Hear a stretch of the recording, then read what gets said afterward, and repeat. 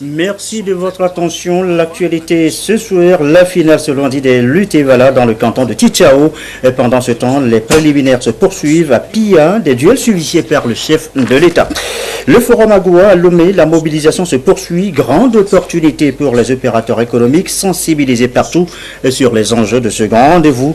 La Chambre du commerce et d'industrie du Togo était dans la région Kara. Le compte rendu tout à l'heure dans le courant de cette édition. Et puis, pour votre soirée, ce concert spirituel en marge du festival Evala. Le récit à suivre en fin de journal avec Nestor Mouzou. Voilà, madame, monsieur, le sommaire. Bienvenue. Bonsoir à tous. Direction d'abord le pays Kabylie, l'attraction ce lundi, je vous l'annonce en titre tout à l'heure, la finale des luttes Evala dans le canton de Tichao, des duels suivis par le chef de l'État entouré de plusieurs autres personnalités. Nous reviendrons tout à l'heure sur les images dans le courant de cette édition. Images de danse à présent, images de danse à Tiaré, à Piaodo, la danse des lutteurs qui célèbre l'endurance, la combativité, la solidarité aussi après de chaudes empoignades dans les arènes. C'est un autre rituel, l'ambiance sur place avec nos reporters.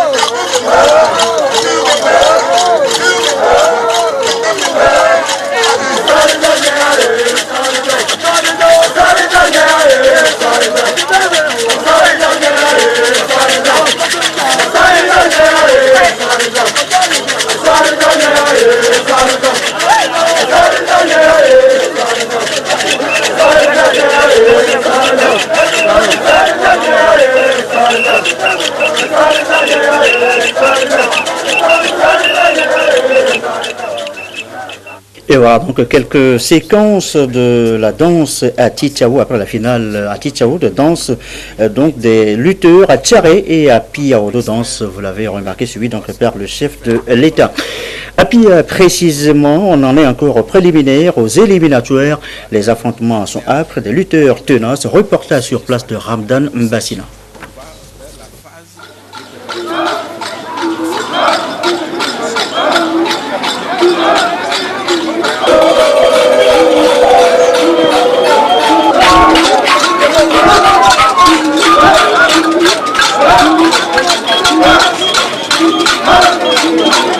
Les Evala de Pia accueillis en blanc et ceux de Lao en vert en compétition dans le cadre des préliminaires se jouent sur le terrain du CG Pia accueilli. C'est la tradition chez les Kabyliens qui exige de tout jeune de subir ces luttes initiatiques afin de passer de l'adolescence au stade d'adulte.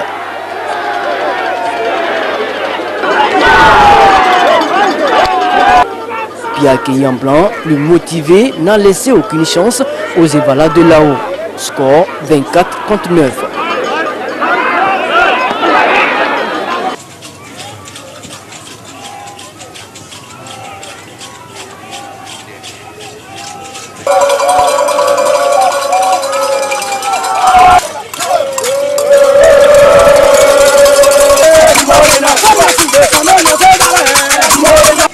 Dans l'arène de Niama, le duel entre Kioudé en blanc et Niama en jaune a été riche en action. Endurance et ruse étaient de mise.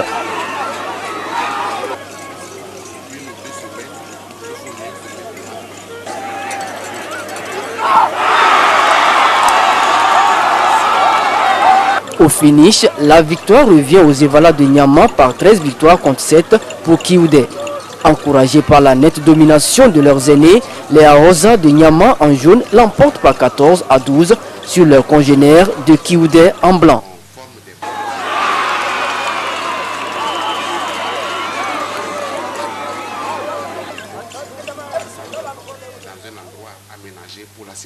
Et voilà donc les préliminaires suivis donc par le chef de l'État. Et vous le savez, au contact lors de ces luttes, il peut avoir des blessés. Leur prise en charge médicale depuis quelques années est prise en compte par la Fondation Nyasimbe et Adema pour l'éducation et la santé, FOGES, qui déploie donc des équipes sur place. Nestor Mouzou, notre reporter, a suivi les opérations de cette fondation. Reportage sur place.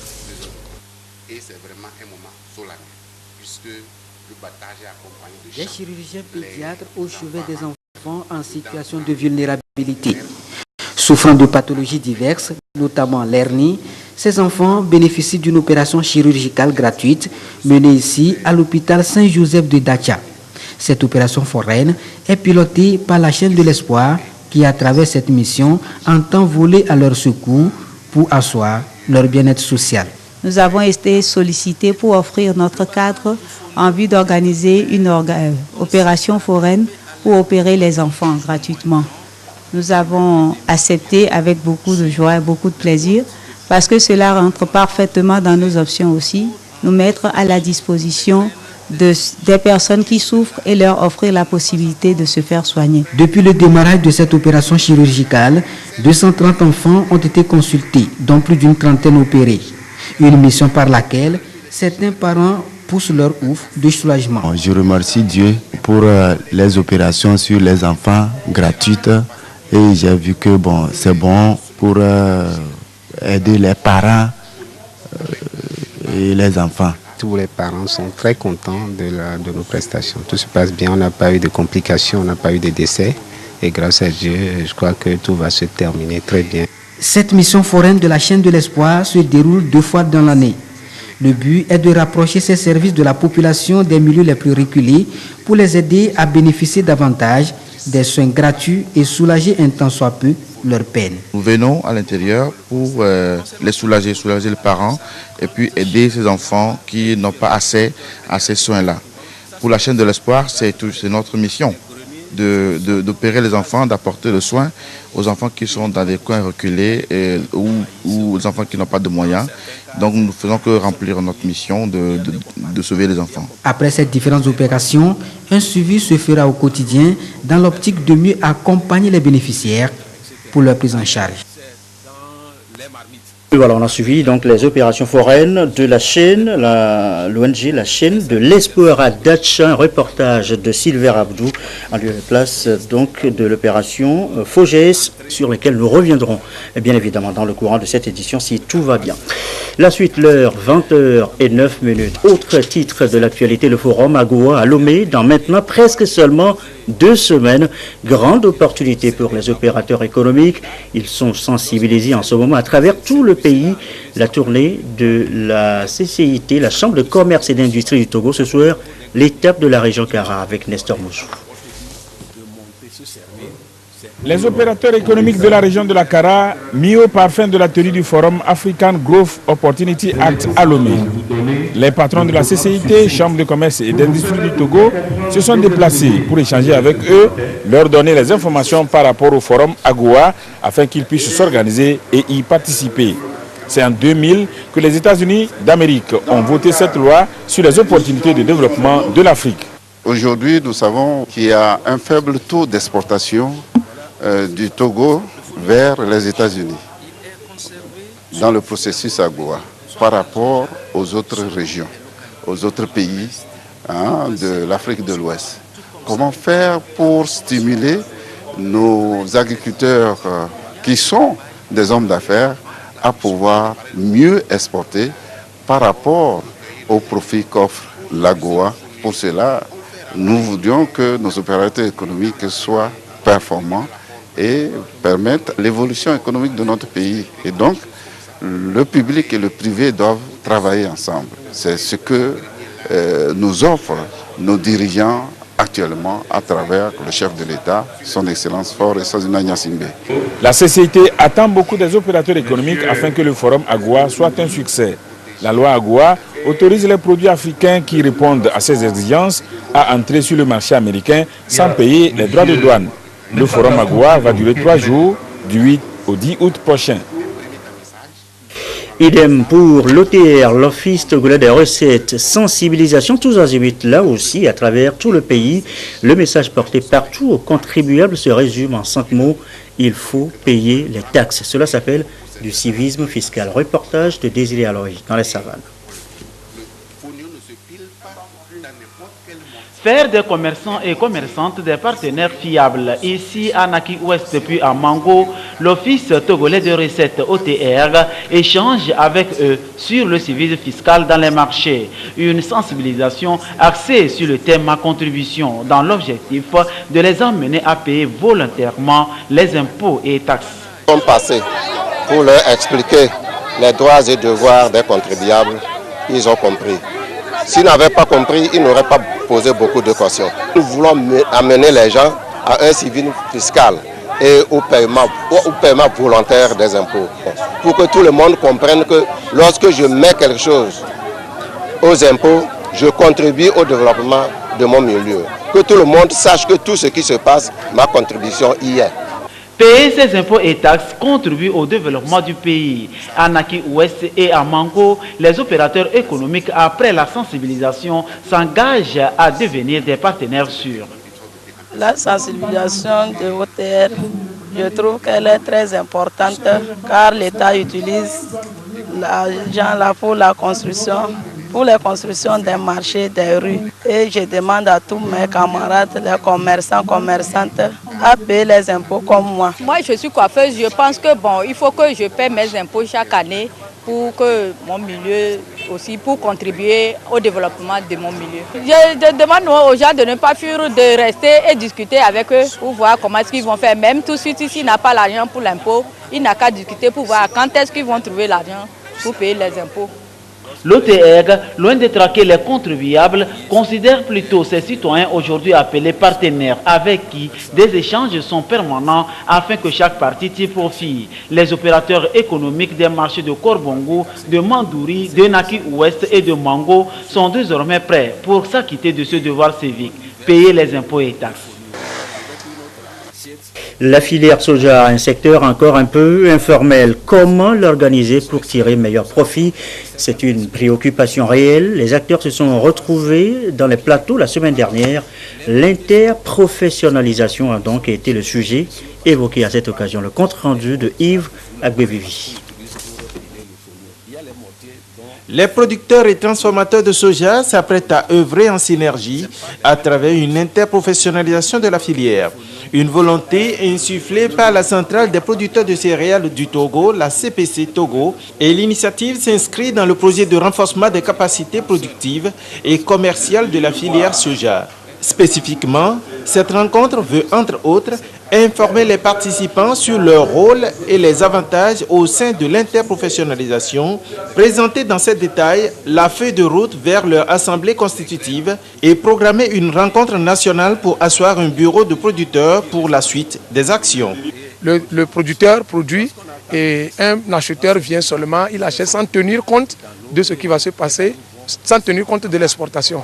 L'exportateur aussi vient pour acheter à sa manière sans tenir compte de l'intérêt du producteur, ni du transformateur qui est au pays.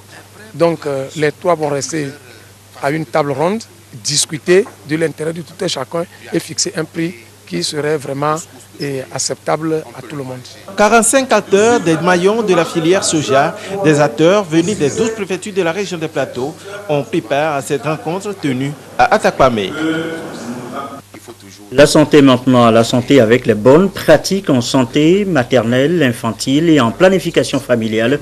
Objet d'une grande rencontre depuis ce matin à Lomé, 4 pays de la CEDEAO, dont le Togo, sont concernés par le processus. On parle d'un passage à grande échelle. Les précisions, Clarisse Atikler. Au Togo, le taux de fécondité reste élevé, 5 enfants par femme, tout comme le taux de décès maternel estimé à 400 sur 100 000 naissances. Également, 25 à 30 enfants meurent sur 1000 naissances.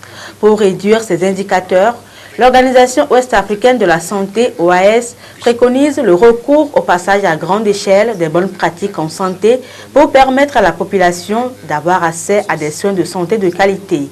3 bonnes pratiques ont été identifiées au Togo, notamment la distribution à base communautaire des méthodes contraceptives, les soins obstétricaux et néonataux d'urgence, la planification familiale et les soins après avortement. Lorsque une femme avorte, c'est l'opportunité majeure pour en même temps lui conseiller les méthodes contraceptives. Et c'est une bonne approche et actuellement qui s'est limitée au niveau pilote. Et actuellement, le Togo veut passer ça à échelle. Donc, cette méthodologie que nous allons enseigner ici, pendant cet atelier, permettra au ministère de la Santé de passer à échelle de façon systématique, avec des outils qui existent déjà. Le processus de page est également en cours dans 3 autres pays, le Burkina Faso, la Gambie et le Mali, pour mettre fin aux décès maternels et infantiles évitables en Afrique de l'Ouest. Aujourd'hui, l'amélioration de la qualité des soins et tout ce qu'il faut pour prévenir donc, ces événements malheureux-là va bénéficier donc, de cette formation, de ce renforcement de capacité pour permettre à tous les acteurs, quel que soit leur niveau, que ce soit les acteurs de soins, que les organisations associatives qui aident à la prévention de la santé mère-enfant, à mieux agir promptement pour aider la santé mère-enfant d'être plus rassurée dans le pays. Le processus de page suppose en effet l'extension des bonnes pratiques identifiées au-delà de quelques districts sanitaires pour couvrir l'ensemble du territoire. Il s'agit pour ces acteurs de la santé maternelle, infantile et planification familiale de s'approprier le mécanisme pour sa mise en œuvre. À l'étranger, les législatives hier dimanche au Congo-Brazzaville, un peu plus de 2 millions d'électeurs se sont rendus aux urnes pour désigner 151 députés au même moment que des conseils départementaux. Un scrutin couplé donc des locales. Regarde. Dans le 5e arrondissement, ils sont des centaines dans les rues. Ces badauds ne sont pas forcément sortis pour aller voter, mais plutôt pour saluer leur président, venu lui glisser son bulletin dans l'urne. Denis Sassou Nguesso a voté sans incident, ce qui n'est pas le cas de tout le monde à Brazzaville. Certains électeurs n'ont jamais retrouvé leur nom sur les listes. Certains bureaux n'ont pas ouvert à l'heure dite, décourageant le peu de votants mobilisés qui ont préféré tourner les talons. Moi, je suis là depuis 8h30. Jusqu'alors, les gens ne passent pas. Les gens sont pas contents de repartir. Ils ne votent pas, ils sont tous contents de repartir. Devant les bureaux de vote, il n'y avait pas foule ce dimanche, mais dans l'ensemble, cette journée de scrutin législatif et local s'est déroulée sans heure majeure, sauf à Kélé, dans la cuvette ouest, où les militants de 6 candidats indépendants auraient emporté les urnes. Le responsable de la CENI promet la fermeté. Nous avons donné ordre aux agents et officiers de police judiciaire de procéder à l'interpellation de tous ceux qui ont fomenté des désordres, de les entendre sur procès verbal pour que, à la fin, s'il y a des infractions qui ont été commises, ces personnes-là répondent devant les tribunaux répressifs. Quelques 2 millions de Congolais étaient appelés à voter, mais il semble qu'ils aient été peu nombreux à répondre à l'appel ce dimanche.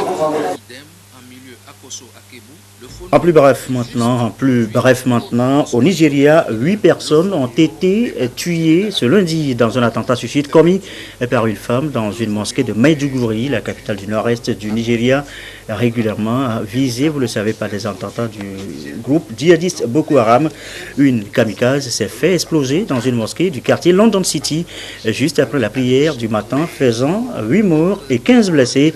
Un responsable de l'agence des urgences a précisé que la kamikaze était poursuivie par les habitants du quartier qui la suspectaient de vouloir commettre un attentat quand elle s'est approchée de la mosquée, s'y est engouffrée et a déclenché ces explosifs. 2 autres incidents ont été ressentis à peu près au même moment en périphérie de Maïdougouré. En plus bref encore, un navire de l'armée camerounaise transportant des dizaines de militaires de la brigade d'intervention rapide a chaviré hier dans les eaux territoriales camerounaises entre la ville de Lembe et Bekassi jusqu'aux premières heures de ce lundi. 34 personnes sont toujours portées disparues. Les circonstances de cet accident ne sont pas encore élucidées, mais les premières informations font état d'une mer qui s'est brusquement agitée. Une commission d'enquête a été créée, une cellule de crise a été mise en place pour les enquêtes. Donc, cela dit, retour chez nous dans le reste de l'actualité, la communauté nigérienne au Togo qui renouvelle son instance dirigeante,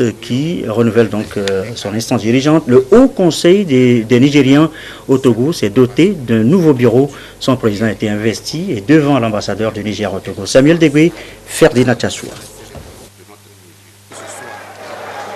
Entrée solennelle, port de l'écharpe, puis discours de circonstance. El Hadji Yacouba Malam Ali prend officiellement les rênes du Haut Conseil des Nigériens résidents au Togo pour un mandat de 4 ans.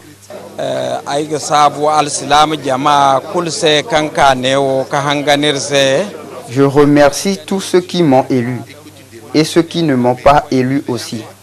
Je promets de travailler avec tous les ressortissants nigériens vivant au Togo et les autorités togolaises. Nous allons travailler pour unir d'abord les Nigériens vivant au Togo. Nous allons encore travailler pour contribuer au développement de notre pays, le Niger. Nous allons encore travailler pour contribuer au développement de notre pays d'accueil qui est le Togo. Je lance un appel à toute la communauté nigérienne vivant au Togo de venir nous accompagner dans notre tâche. C'est une grande satisfaction de voir que les Nigériens s'attachent à s'organiser dans une même association pour vraiment créer une certaine cohésion. Plusieurs délégations venues de la sous-région et de la Belgique ont honoré de leur présence cette cérémonie d'investiture. Occasion pour Mme Sidibé Fadimata Mamandiola, ambassadeur du Niger au Togo, de rappeler les bonnes relations de coopération et d'amitié qui lient le Niger et le Togo. Le Togo, terre d'accueil et de fraternité, a depuis des décennies permis à nos concitoyens de s'intégrer dans la vie socio-économique. Cette volonté de consolider ces relations si chères au président de la République togolaise, son Excellence M. Faure et Sozimina Nyansingbe, et au président de la République du Niger, son Excellence M. Issoufou Mahamadou, permettra à nos deux communautés de vivre en parfaite symbiose en terre hospitalière du Togo. Monsieur le Président du Haut Conseil, je vous invite vivement à mettre un accent particulier sur la sensibilisation et la formation civique de nos concitoyens pour le respect des lois et règlements du pays hôte, gage d'une intégration régionale réussie, chère à nos plus hautes autorités. Le Haut Conseil des Nigériens de l'extérieur est créé le 14 novembre 2003 en Conseil des ministres du Niger. Il regroupe en son sein tous les ressortissants nigériens vivant sur le sol togolais, aujourd'hui estimés à 40 000 âmes. Un livre, un guide, un manuel pédagogique, l'ouvrage se veut tout cela, urgence vitale et catastrophe en Afrique. C'est le titre du document, un document de 300 pages présenté par l'auteur, professeur Pitaki Frédéric Emou. Sonia Ménico. Intitulé « Urgence vitale et catastrophe en Afrique, des réalités aux perspectives projets pédagogiques de management et de recherche en santé » est un document de 300 pages consacré aux principaux défis des urgences, des catastrophes et des crises sanitaires en Afrique. Structuré en 2 grands volets, le document est présenté ici aux professionnels du domaine. les premières les maladies transmissibles, c'est-à-dire les infections graves, virales, parasitaires ou bactériennes. Maintenant, les maladies non transmissibles sont en train de prendre carrément le devant avec les traumatismes, les accidents vasculaires cérébraux, les cancers. Voilà les principales urgences vitales. À côté de ça, il y a les catastrophes naturelles, les catastrophes écologiques, les catastrophes technologiques et puis les catastrophes sociétales. Plus qu'un manuel de plaidoyer, l'ouvrage est un outil pédagogique qui donne des informations sur les attitudes à adopter en cas de situation d'urgence vitale pour préserver la vie des victimes. On a parlé de comment prendre correctement les gens en pré-hospitalier avant d'arriver à l'hôpital, sur les lieux même de l'accident ou de la maladie, avec des moyens dédiés, des véhicules médicalisés. Ça contribue énormément. Ensuite, il y a le volet plateau technique. Le document est également un appel à l'endroit des États africains pour une meilleure prise en charge des personnes en situation d'urgence vitale dans les hôpitaux. Il y a des choses assez élémentaires auxquelles on n'a pas encore droit et qui sont vecteurs de l'insuffisance des systèmes de santé. L'eau, c'est banal. L'électricité, c'est banal. C'est des choses très simples, mais il faut les avoir pour faire une bonne médecine. Pour compléter ça, il n'y a pas meilleur moyen que la formation des ressources humaines. Ce qui est aujourd'hui déjà incontournable, c'est les services préhospitaliers médicalisés, SAMU, sapeurs-pompiers. Dans chaque structure sanitaire, qu'on ait un bon service d'accueil des urgences. Urgence vitale et catastrophe en Afrique est un ouvrage destiné à tout acteur concerné par les urgences. Il est écrit par le professeur Pitaki Frédéric Hemou. Il est actuellement membre honoraire de la Société de réanimation de langue française en France et coordonnateur président émérite de la CIMU Visa, entendez Coopération internationale pour la médecine d'urgence et les vigilances sanitaires en Afrique. Allez, retour en pays cabier qui vibre, vous le savez, au rythme des luttes et valas cette semaine. En marge de ces luttes, des activités récréatives, ce concert spirituel fait Pâques, par exemple, Nestor Moujou.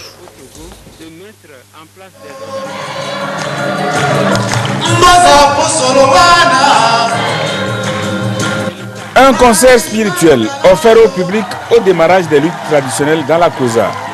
L'événement est à mettre à l'actif du FEPAC, Festival Evala en pays cabier. Pendant des heures, le public a été plongé dans la splendeur de Dieu.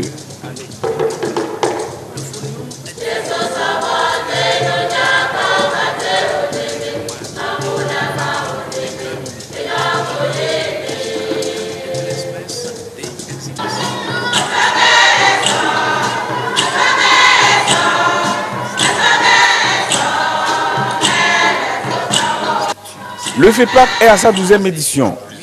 La tradition, facteur d'intégration et de développement, est le thème sous lequel cette édition est placée. Comme on le dit souvent, et on ne le dira jamais assez, la culture, c'est ce qui nous reste en réalité lorsque nous avons tout oublié. Et qu'en tant que tel, la culture reste un des véritables leviers du développement, un des véritables leviers, éléments fédérateurs des communautés. Et donc, pour cette année, en rappelant donc le système, l'esprit d'intégration, c'est une façon pour le FEPAC de rappeler que notre pays reste donc un pays multicommunautaire et que toutes ces communautés qui y habitent, avec leurs croyances, leurs us et coutumes, avec leur religion, sont des peuples qui devraient pouvoir s'intégrer pour donc rester dans l'esprit donc de vivre ensemble pour construire et développer leur pays. Dans son allocution de lancement de la 12e édition du FEPAC, le ministre en charge de la culture a salué cette initiative qui, selon lui, révèle le dynamisme et la richesse culturelle du pays. Votre initiative en organisant un festival d'une telle envergure et d'une nature hautement culturelle revêt pour nous et surtout pour les plus hautes autorités du pays, au premier rang desquels le chef de l'État, Faure Eswazimana Gnassingbé, un grand intérêt pour diverses raisons. En quelques années, ce festival a su s'imposer comme un événement fédérateur des filles et fils de la Kosa autour des valeurs qui sont le socle de leur identité. Nous le devons au dévouement de son promoteur et à toute l'équipe du comité d'organisation qui, au fil des ans, s'efforce de nous offrir un programme riche et varié. Nous le devons également à vous, chers publics et festivaliers, qui avez cru en cet événement et l'avez soutenu. Le thème de cette édition, la tradition, facteur d'intégration et de développement intégral, est très symbolique. Car la culture est indispensable non seulement parce qu'elle contribue au développement économique, mais également parce qu'elle confère du sens et de la valeur à l'identité et à la continuité des sociétés humaines. C'est pourquoi il est important de soutenir l'intégration de la culture aux stratégies de reconstruction comme source fondamentale du renouveau et de cohésion sociale. Le souhait, a précisé le ministre, est de voir ce festival assurer la préservation des traditions et de la culture locale et s'ouvrir davantage aux autres cultures afin de permettre au pays de devenir une meilleure image d'une destination, une meilleure présentation du pays, de son identité mais aussi de son actualité pour fidéliser les visiteurs. Conseil spirituel, la marge donc des luttes. Et voilà, on descend maintenant dans les arènes. Ce matin, je vous l'annonçais en titre et au sommaire tout à l'heure, c'est à Tchitchao que la finale a eu lieu. Des empoignades qui ont eu lieu pour le compte de la finale dans ce canton. Une finale disputée en présence du chef de l'État, Faure Eswazimana Gnassingbé. Le résumé de la partie avec Nessor Moussou.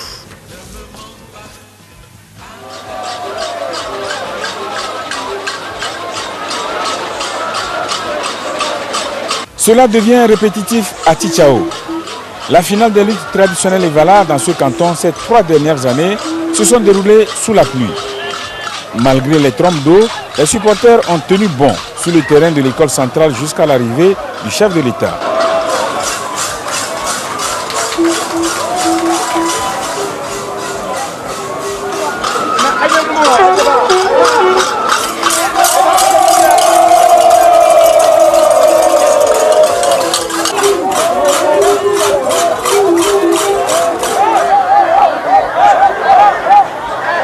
En finale à Tchitchao, les empoignades opposent la coalition Bou Fatou en rouge et Hazé Louk Gbeleng en blanc.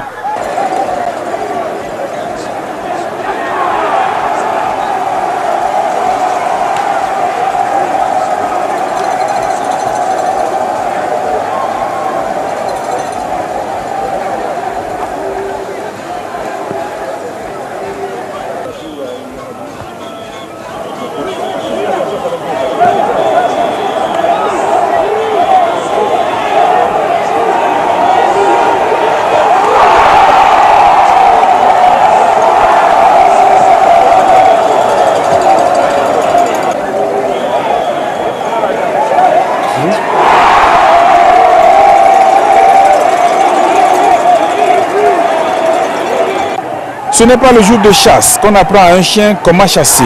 Ce proverbe s'applique aussi aux Evala. L'apprentissage constitue la clé d'une bonne prestation. Les Evala, d'abord la première pluie, ils commencent par cultiver et après la culture, ils s'entretiennent entre eux, ils commencent par lutter et on leur donne des conseils de s'abstenir. La lutte et la sexualité ne vont pas de pair. Nous, les encadreurs, nous leur montrons les techniques de lutte. Les rites Evala, au-delà de leur aspect physique, forment l'initié pour la vie. C'est une école qui lui apprend à défendre sa communauté et le savoir-être en société.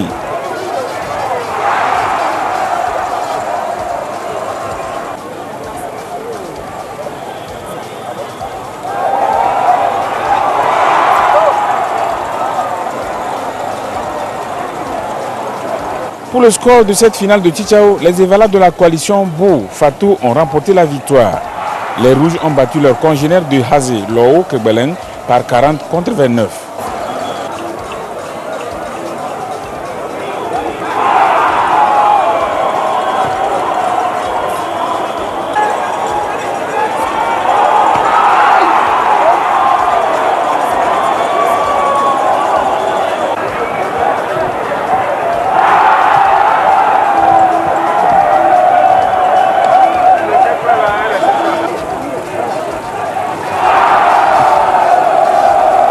Chez les Aouza, c'est plutôt les Blancs qui gagnent. 14 contre 11.